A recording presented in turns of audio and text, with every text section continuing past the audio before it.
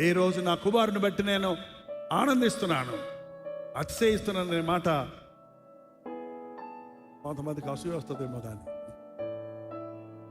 రాజు ప్రకాష్ తన టాలెంట్ను లోకంలో పెట్టుంటే వేరేలాగా ఉండేది ఆయన జీవితం. కానీ దేవుని కొడుకు పెట్టడం వలన ఇవాళ ఇంతమందికి ఇన్ని విధాలుగా ఆశీర్వాదకరంగా ఉంది.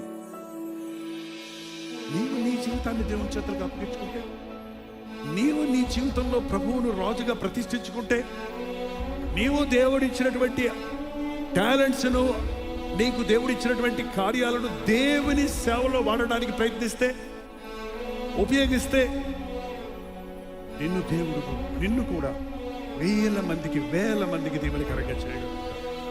Why only one or two people here and there? Everyone దేవునికి తన హృదయం ఇచ్చిన ప్రతి ఒక్కరు కొరకు దేవుడు గొప్ప తలంపులు కలిగి ఉన్నాయి.